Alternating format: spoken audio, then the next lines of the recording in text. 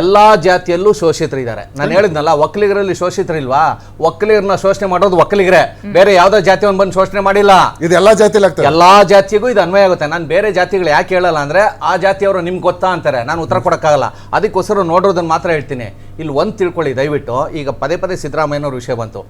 ನಾವೆಲ್ಲ ಓದುವಾಗ ಸಾಕಷ್ಟು ಜನ ಮೇಲ್ ಬಂದಿರೋ ಅಂಥವ್ರು ಹೇಳೋರು, ನಮಗೆಲ್ಲ ಬಾಲ್ಯದೆಲ್ಲ ಅನ್ನ ಇರಲಿಲ್ಲ, ಕಷ್ಟ ಬಿದ್ವಿ ಅಂತ. ಇನ್ನು 10 ವರ್ಷ 20 ವರ್ಷ ಆದಮೇಲೆ ಆ ರೀತಿ ಯಾರು ಹೇಳಲ್ಲ. ಅಲ್ಲಿ ಒಂದು ಕ್ರಾಂತಿ ಮಾಡಿದ್ದಾರೆ ಯಾರು? ಸಿದ್ದರಾಮಯ್ಯನವರು. ಅನ್ನ ಕೊಟ್ಟಿದ್ದಾರೆ. ಒಳ್ಳೆಯದನ್ನ ಒಳ್ಳೇದು ಅನ್ನೋಣ, ಕೆಟ್ಟದನ್ನ ಕೆಟ್ಟದು ಅನ್ನೋಣ. ಇಲ್ಲಿ ಬಂದ್ಬಿಟ್ಟು ಜಾತಿ ವಿಚಾರದಲ್ಲಿ ಇವರ ಹಕ್ಕಿಲ್ಲ ರಾಜ್ಯ ಸರ್ಕಾರಕ್ಕೆ, ಸಿದ್ದರಾಮಯ್ಯನವ್ರಿಗೆ ಹಕ್ಕಿಲ್ಲ ಜಾತಿ ಸಮೀಕ್ಷೆ ಮಾಡೋದಕ್ಕೆ. ಇಲ್ಲಿ ಕೈ ಹಾಕಿದ್ದಾರೆ. ಈಗ ಒಳ್ಳೇದು ಕೆಟ್ಟದು ಎರಡೂ ಹೇಳಿದೀವಿ, ಜನ ತಗೊಳ್ಳಿ ಯಾವ್ದು ಒಳ್ಳೇದು ಯಾವ್ದು ಬೇಡ ಅಂತ. ಇನ್ನೂ ಒಂದು ವಿಷಯ ಹೇಳ್ತೀನಿ. ಒಕ್ಕಲಿಗ ಜನಾಂಗಕ್ಕೆ ಅಂತ ಒಂದು ಪ್ರಾಧಿಕಾರ ಇರಲಿಲ್ಲ, ಕೆಂಪೇಗೌಡ ಅಭಿವೃದ್ಧಿ ಪ್ರಾಧಿಕಾರ ಇರಲಿಲ್ಲ. ಸಿದ್ದರಾಮಯ್ಯನವ್ರು ಬಂದ್ರು ಮಾಡಿದ್ರು. ಇವತ್ತು ನಾವು ಅಭಿನಂದಿಸ್ತೀವಿ. ಇದೇ ಒಕ್ಕಲಿಗ ಮುಖ್ಯಮಂತ್ರಿಗಳು ಎಷ್ಟು ಜನ ಬಂದ್ರು, ಒಬ್ರು ಮಾಡಕ್ಕಾಗಿರ್ಲಿಲ್ಲ. ಅಂದ್ರೆ ನಾವು ಯಾವ ರೀತಿ ನೋಡ್ಬೇಕು ಅಂದ್ರೆ ಹಂಸಕ್ಷೀರ ನ್ಯಾಯ ಅಂತ. ಒಳ್ಳೇದ್ ಮಾಡಿದ್ರೆ ಒಳ್ಳೇದ್. ಆಮೇಲೆ ಒಬ್ಬ ದೊಡ್ಡಯ್ಯನವರು, ನನಗೆ ಇನ್ನೊಂದ್ ಜಾತಿ ಬಗ್ಗೆ ಕೇಳ್ಬೇಡಿ. ಈಗ ನಾನು ಹೇಳುದು, ದೊಡ್ಡಯ್ಯನವರು ಸಿದ್ದರಾಮಯ್ಯನವರ 100 ಒಳ್ಳೆ ಗುಣ ಹೇಳೋದು ಒಂದೇ, ತಲಕಾಡ್ ಚಿಕ್ಕರಂಗೇಗೌಡ ಅಥವಾ ಲಿಂಗಾಯತರು ಸಿದ್ದರಾಮಯ್ಯನವರು ಒಂದು ಗುಣ ಹೇಳೋದು ಒಂದೇ. ಈ ಅರ್ಥದಲ್ಲಿ ನೋಡಿದಾಗ ಒಳ್ಳೇದನ್ನ ಒಳ್ಳೇದು ಅನ್ನೋಣ, ಕೆಟ್ಟದನ್ನ ಹಾಡೋಗ್ಲೋದು ಬೇಡ, ಡಿ ಕೆ ಶಿವಕುಮಾರ್ ಅವ್ರನ್ನ ಹಾಡೋಗ್ಲೋದು ಬೇಡ. ಒಳ್ಳೇದ್ ಮಾಡಿದಾರ, ಒಳ್ಳೇದ್ ಮಾಡಿದಾರೆ, ಕೆಟ್ಟದಿದೆಯಾ ಕೆಟ್ಟದಿದೆ. ಹಂಸಕ್ಷೀರ ನ್ಯಾಯ ನಾನು ಹೇಳಿ, ನಿಮ್ಮ ಪ್ರಾಧಿಕಾರದಲ್ಲಿ ಒಕ್ಕಲಿಗ ಪ್ರಾಧಿಕಾರ ಅಂತ ಬಂದಿದ್ದು ಸಿದ್ದರಾಮಯ್ಯ ಅವ್ರ ಕಾಲದಲ್ಲಿ ಅಂದ್ರಲ್ಲ. ಇಲ್ಲ, ಒಕ್ಕಲಿಗ ಪ್ರಾಧಿಕಾರ ಅಲ್ಲ, ಕೆಂಪೇಗೌಡ ಅಭಿವೃದ್ಧಿ ಪ್ರಾಧಿಕಾರ ಮಾಡಿದ್ದು ಸಿದ್ದರಾಮಯ್ಯ. ಒಂದ್ ನಿಮಿಷ, ಒಕ್ಕಲಿಗ ಪ್ರಾಧಿಕಾರ ಮಾಡಿದ್ದು ಯಡಿಯೂರಪ್ಪನವರು. ಏನ್ ಸಿಕ್ತು ನಿಮ್ ಸಮುದಾಯಕ್ಕೆ ಆ ಪ್ರಾಧಿಕಾರ? ಏನು ಸಿಕ್ಕಿಲ್ಲ ಅಂತ ಈಗ ಅದೇ ಹೋರಾಟ ಆಗ್ತಾ ಇದೆ. ಏನು ಸಿಕ್ಕಿಲ್ಲ ಅಂತ ಪ್ರಾಧಿಕಾರ ಮಾಡಿ ಏನ್ ಪ್ರಯೋಜನ? ಅಲ್ಲಲ್ಲ, ಅದಾದ್ಮೇಲೆ ಮಾಡಿ ಅಂತ ಕೆಲಸನೂ ಮಾಡಕ್ ಹೋಗ್ಲಿಲ್ವಲ್ಲ ಒಕ್ಕಲಿಗ ಮುಖ್ಯಮಂತ್ರಿಗಳು. ಈಗ ಅದಕ್ಕೇನು ಉತ್ತರ ಕೊಡ್ತೀರಾ? ನಿಮ್ಗಳು ನಮ್ಮ ಸಮುದಾಯಗಳನ್ನ ಪ್ರತಿನಿಧಿಸುವ ಲೀಡರ್ಸ್ ಗಳು ಅಂತ ನಾವು ಹಾಡಿ ಹೋಗ್ಲಿಕ್ಕೆ ನಾವು ಅದನ್ನೇ ಹೇಳ್ತಾ ಇರೋದು. ಬೇರೆ ಕಮ್ಯುನಿಟಿ ಅವರು ಮಾಡಿದ್ರು, ಈ ಒಕ್ಕಲಿಗ ಲೀಡರ್ಗಳು ಕೆಲವರು ಏನು ಮಾಡ್ಲಿಲ್ವಲ್ಲ ಅನ್ನೋದನ್ನು ನಾವು ಆತ್ಮವಿಮರ್ಶೆ ಮಾಡ್ಕೋಬೇಕು. ಸುಮ್ನೆ ನಾವು ಕುಣಿದಾಡ್ತೀವಿ ನಮ್ ಜಾತಿಯವನು ಅಂತ. ನಮ್ ಜಾತಿಯವನೇ ನಮಗ್ ಬೆಳ್ಳಿ ತಟ್ಟೆನಲ್ಲಿ ಮೃಷ್ಟಾನ ಏನ್ ಬಡಿಸಿಲ್ಲ. ಎಲ್ಲಾ ಕಡೆ ಶೋಷಣೆ ನಡೀತಾ ಇದೆ. ಯಾರಾದ್ರೂ ಒಳ್ಳೇದ್ ಮಾಡಿ, ಈಗ ಬಾಬಾ ಸಾಹೇಬ್ ಅಂಬೇಡ್ಕರ್ ಅವರಿಂದ ಇವತ್ತು ನನ್ನ ಆಸ್ತಿ ಎಲ್ಲ ಉಳಿದಿದೆ, ಹೆಮ್ಮೆಯಿಂದ ಹೇಳ್ತೀನಿ ನಾನು. ಬಾಬಾ ಸಾಹೇಬ್ ಅಂಬೇಡ್ಕರ್ ಸಂವಿಧಾನ ಇಲ್ದೇನೆ ಬೇರೆ ಇನ್ಯಾವುದೋ ಒಂದು, ಅದನ್ನ ನಾನು ಹೆಸರು ಹೇಳಕ್ ಹೋಗಲ್ಲ, ಇದ್ದಿದ್ರೆ ನನ್ನ ಆಸ್ತಿ ಎಲ್ಲ ಕಿತ್ಕೊಂಡು ಹೋಗಿರೋರು, ಹಿಂದೆ ಎಲ್ಲ ಕಿತ್ಕೊಂಡು ಹೋಗಿದ್ದಾರೆ. ಯಾವನೊಬ್ಬ ರಾಜ ಬರೋನು, ಯಾವನೊಬ್ಬ ಪಂಡಿತ ಹೇಳ್ದ ಅಂದ್ಬಿಟ್ಟು ನನ್ನ ಆಸ್ತಿ ಎಲ್ಲ ಅವ್ರಿಗೆ ಬರ್ದಿರೋರು. ಇದು ಸಾಮಾನ್ಯ ಜನರಿಗೆ ಗೊತ್ತಿಲ್ಲ, ಇತಿಹಾಸ ಓದೋರಿಗೆ ಗೊತ್ತು.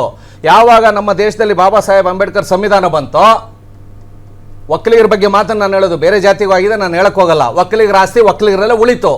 ಆ ರಕ್ಷಣೆ ಇಲ್ಲದೆ ಹೋಗಿದ್ರೆ ಇವತ್ತು ಒಕ್ಕಲಿಗರ ಪರಿಸ್ಥಿತಿ ಏನಾಗ್ತಿತ್ತು? ಈ ಕಾರಣಕ್ಕೋಸ್ಕರ ನಾವು ಬಾಬಾ ಸಾಹೇಬ್ ಅಂಬೇಡ್ಕರ್ನ ಗೌರವ ಭಾವದಿಂದ ನೋಡ್ತೀವಿ. ಅದೇ ತರ ಯಾರ್ಯಾರು ಒಳ್ಳೇದ್ ಮಾಡಿದಾರೆ ಒಳ್ಳೇದಾಗಿ ನೋಡೋಣ. ಜನಗಣತಿಯಿಂದ ಸ್ಥಿತಿಗತಿ ಬದಲಾಗುತ್ತೆ ಅಷ್ಟು ಹೇಳಿ ಸರ್.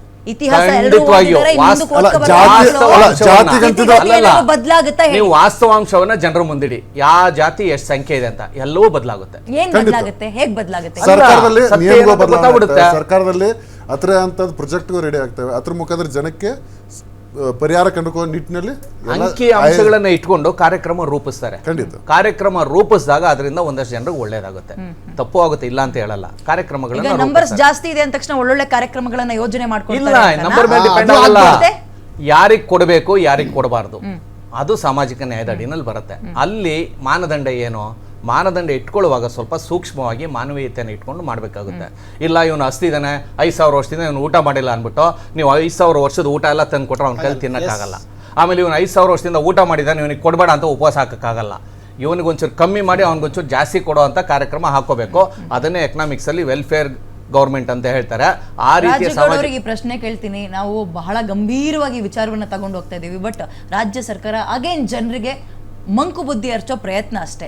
ಅವ್ರು ಮಾಡ್ಕೊಂಡು ಬಂದಿರೋ ಎಲ್ಲ, ಈಗ ಮೊನ್ನೆ 11 ಜನ ಸತ್ರು ಅಂದ್ಕೊಂಡು ನೀವೆಲ್ಲರೂ ಟಾರ್ಗೆಟ್ ಮಾಡ್ತಾ ಇದ್ರಿ, ಅದರಿಂದ ಎಸ್ಕೇಪ್ ಆಗೋಕೆ ಇದೊಂದು ಜಾತಿ ಜನಗಣತಿ ಅನ್ನೋ ಲೇಬಲ್ನ ಮುಂದಕ್ಕೆ ಇಟ್ಕೊಂಡಿದ್ದಾರೆ. ಖಂಡಿತವಾಗ್ಲೂ ಇದನ್ನ ಅಕ್ಸೆಪ್ಟ್ ಮಾಡುವಂಥ ವಿಚಾರನೆ. ಆದರೆ ಜಾತಿ ಗಣತಿ ವಿಚಾರಕ್ಕೆ ಬಂದಾಗ ಸಂಖ್ಯೆ ವಿಚಾರ, ಖಂಡಿತವಾಗ್ಲೂ ಈ ಸಂಖ್ಯೆ ವಿಚಾರಗಳಿದಾವಲ್ಲ, ಇವು ಒಂದು ರಾಜ್ಯ ಸರ್ಕಾರನೇ ಸುಳ್ಳು ಹೇಳೋ ಲೆವೆಲ್ಗೆ ಬಂದುಬಿಟ್ರೆ ಜನಗಳಿಗೆ ಸರ್ಕಾರದ ಬಗ್ಗೆ ಯಾವ ಗೌರವ ಬರ್ತದೆ ಅನ್ನೋದು ಯೋಚನೆ ಮಾಡಬೇಕಾಗತ್ತೆ. ಹಂಗಾಗಿ ಪಾಪ ಅವರ ಪಕ್ಷದ ಹೈಕಮಾಂಡ್ನವರು ಖುದ್ದು ಅವ್ರಿಗೆ ಅಧಿಕಾರ ಇಲ್ದಿದ್ರು ಬೀದಿಗೆ ಬಂದು ಪ್ರೆಸ್ ಮೀಟ್ ಮಾಡೋ ಲೆವೆಲ್ಗೆ ಬಂತು ಅಂದರೆ ಇವ್ರ ಮೇಲೆ ಯಾವ ಮಟ್ಟದ ನಂಬಿಕೆ ಇಟ್ಕೊಂಡಿದ್ದಾರೆ ಅವ್ರ ಹೈಕಮಾಂಡು ಅನ್ನೋದನ್ನ ಕೂಡ ಜನತೆ ಇಲ್ಲಿ ಯೋಚನೆ ಮಾಡಬೇಕಾಗತ್ತೆ. ಸಿದ್ದರಾಮಯ್ಯನವರ ಗಣತಿನ ಯಾವ ರೀತಿ ಅಕ್ಸೆಪ್ಟ್ ಮಾಡ್ಕೊಂಡಿದ್ದಾರೆ ಅಂತ ಹೇಳ್ತಾರೆ. ಪಾಪ ಸಿದ್ದರಾಮಯ್ಯನವರ ಬಂಟ್ರೊಬ್ರು ಈಗ ಒಂದು 5ನೇ ವರ್ಗದ ನಾಯಕರು ಮಾತಾಡಿದ್ರು ಸಿದ್ದರಾಮಯ್ಯನವ್ರನ್ನ ತುಳಿಲಿಕ್ಕೆ ಅಂತ. ಇದೇ ಸಿದ್ದರಾಮಯ್ಯನವ್ರು 7 ವರ್ಷ ಮುಖ್ಯಮಂತ್ರಿ ಆಗಿದ್ದಾರೆ. ಆಗಿದ್ದಾರೆ, ಏನೇನು ಮಾಡಿದ್ರು ಅನ್ನೋದು ಜನತೆಗೆ ಗೊತ್ತಿದೆ. ಬ್ಲೆಟ್ ವಾಚ್ ವಿಚಾರದಿಂದ ಹಿಡಿದು ಎಲ್ಲನೂ ತಗೊಂಡು ಹೋಗ್ಬೇಕಾದ. ಇಲ್ಲಿ ನಾವು ಮಾತಾಡ್ತಾ ಇರೋದು ಯಾರ ವೈಯಕ್ತಿಕ ವಿಚಾರ ಅಲ್ಲ, ಜನತೆಗೆ ಏನು ಬೇಕು. ಕ್ರೀಮಿ ಲೇಯರ್ ತೀರಾ ಬಡವರಿದ್ದಾರೆ, ಈಗ ಒಕ್ಕಲಿಗರಲ್ಲೂ ತೀರಾ ಬಡವರಿದ್ದಾರೆ. 92 ಟೈಮಲ್ಲಿ ನಾವು ಹೋರಾಟ ಮಾಡಲ್ಲ ಅಂದರೆ ಒಕ್ಕಲಿಗರಿಗೆ ಇದ್ದಂಥ ಮೀಸಲಾತಿನೂ ಉಳ್ಕೊತಿರಲಿಲ್ಲ. ಸಣ್ಣ ಪುಟ್ಟ ಮೀಸಲಾತಿ ಪಡ್ಕೊಳ್ಳಿಕ್ಕೂ ದೊಡ್ಡ ವರ್ಗ ಅನ್ಸ್ಕೊಂಡವ್ರು ಕೂಡ ಹೋರಾಟ ಮಾಡಿದ್ದೀವಿ. ಆದರೆ ಉದ್ದೇಶ ಏನಂದರೆ ಎಲ್ಲರಿಗೂ, ಈಗ ನಮ್ಮಲ್ಲೂ ಬಡವರಿದ್ದಾರೆ ಒಕ್ಕಲಿ. ಇವತ್ತು ಬೆಂಗಳೂರು ಸುತ್ತಮುತ್ತ 70% ಕ್ಯಾಬ್ ಓಡಿಸ್ತಾ ಇರೋರು ಒಕ್ಕಲಿಗರು ಹುಡುಗರು, ಲಿಂಗಾಯತ ಹುಡುಗರು. ಇವತ್ತು ಸಣ್ಣ ಸಣ್ಣ ಈ ನಿಮ್ಮ ಏನು ಕಾರ್ಪೊರೇಟ್ ಕಂಪ್ನಿಗಳಲ್ಲಿ ಸಣ್ಣ ಪುಟ್ಟ ಕೆಲಸಗಳು ಮಾಡ್ತಾ ಇದಾರಲ್ಲ, ಯಾರೋ ದೊಡ್ಡ ಜನಾಂಗ ಅಲ್ಲ, ಸಣ್ಣವರು ಅಲ್ವಾ. ಈ ಪರಿಸ್ಥಿತಿ ಇದ್ದಾಗ ಅವ್ರಿಗೆ ಏನ್ ಫೆಸಿಲಿಟಿಗಳು ಸಿಗಬೇಕು? ನಿಜಕ್ಕೂ ಸಾಧ್ಯ ಆಗುತ್ತಾ? ಅಲ್ಲ, ಮಾಡಬೇಕು. ಪ್ರಯತ್ನ ಮಾಡಲಿಲ್ಲ ಅಂದ್ರೆ ಈ ಜಗತ್ತಿನಲ್ಲಿ ಏನೂ ಆಗಲ್ಲ.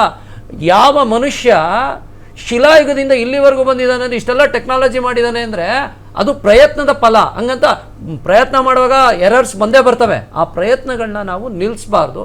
ಈ ವಿಚಾರದಲ್ಲಿ ರಾಜ್ಯ ಸರ್ಕಾರ ಇಟ್ಟಿರುವಂಥ ಹೆಜ್ಜೆನ ನಾನು ನಿಜವಾಗ್ಲೂ ಪಕ್ಷಾತೀತವಾಗಿ ಸ್ವಾಗತಿಸ್ತೀನಿ. ಆದರೆ ನೀವು ಮಾಡೋವಂಥದ್ದನ್ನ ಕೇಂದ್ರ ಸರ್ಕಾರದ ಜೊತೆಗೆ ಒಂದು ರೂಪುರೇಷೆ ಇಟ್ಕೊಂಡು ಮಾಡಿದ್ರೆ ಖಂಡಿತವಾಗ್ಲೂ ಪ್ರತಿಯೊಬ್ಬ ಬಡವನಿಗೆ, ನೀವು ಹೇಳಿದ್ರಲ್ಲ ಆರ್ಥಿಕವಾಗಿ ಶೈಕ್ಷಣಿಕವಾಗಿ ಹಿಂದುಳಿದವರು, ನೀವು ಅದರ ಬಗ್ಗೆ ಜಾಸ್ತಿ ಗಮನ ಕೊಡಬೇಕೇ ವಿನಃ ಈ ಸಂಖ್ಯೆ ಮಾಡಿ ನಾನೇನೋ ಅಧಿಕಾರ ಹಿಡಿತೀನಿ, ಈ ಅಧಿಕಾರದ ಹುಚ್ಚನ್ನು ಬಿಟ್ಟು ಜನಕ್ಕೆ ಉಪಯೋಗ ಆಗುವಂಥ ಕೆಲಸನ ನೀವು ಮಾಡಿ ಖಂಡಿತವಾಗ್ಲೂ ಅದೇ ಜನ ನಿಮ್ಮನ್ನು ಮೇಲ್ಸ್ತರಕ್ಕೆ ತಂದು ನಿಲ್ಲಿಸ್ತಾರೆ ಅನ್ನೋದು ಪ್ರತಿಯೊಬ್ಬ ರಾಜಕಾರಣಿಗಳಿಗೂ ಒಬ್ಬ ಸಾಮಾನ್ಯ ನಾಗರಿಕನಾಗಿ ಈ ಪ್ರಜಾಪ್ರಭುತ್ವ ರಾಷ್ಟ್ರದ ಒಬ್ಬ ಪ್ರಜೆಯಾಗಿ ಹೇಳುವಂಥ ಪ್ರಯತ್ನ ಮಾಡ್ತಾ ಇದ್ದೀನಿ.